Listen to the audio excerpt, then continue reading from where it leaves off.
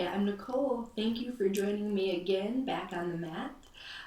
So we've been talking about stiff neck, stiff shoulders, and what we can do to relieve some of that tension and free ourselves of headaches and jaw pain.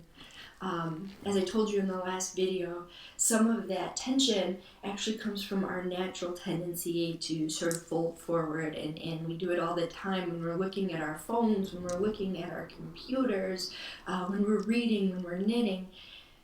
The idea is to open us back up. These neck and chest muscles get really short in those movements, and the muscles in back actually get overextended, so we need to stabilize and strengthen them to get rid of our pain.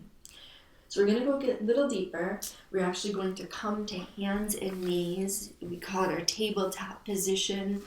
So it's real important here that you have your wrists under your shoulders, a hint of softness in your elbows. See how my seat is stacked over my knees.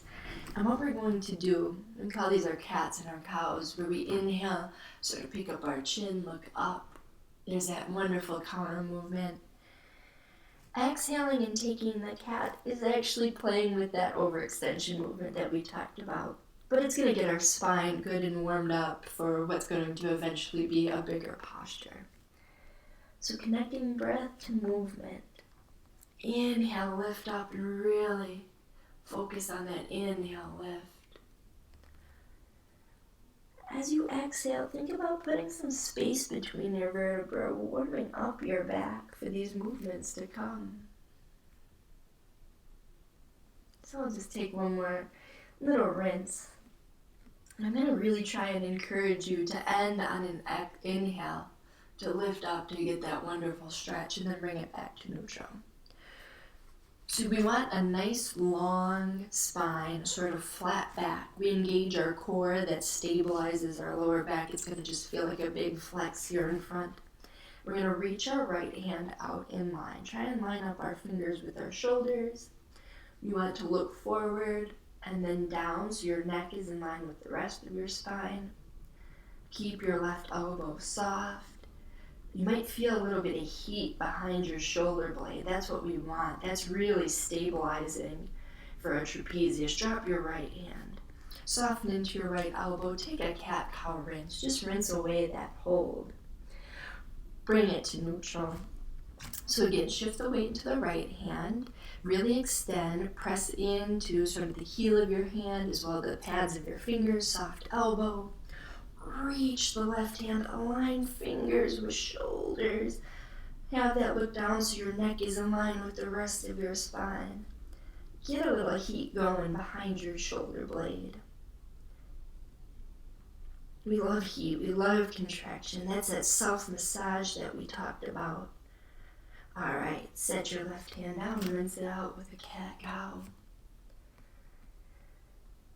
Now here's why we warmed up our spine. One of my most favorite stretches. It's so wonderful for the posture and for undoing some of that pain that we talked about. Walk your hands forward. Keep your seat over your knees. That's really important, the lifted seat. Now if you're new to this pose, you might want to take your forehead down on the mat. If you've tried it before, you start to open up with your forehead.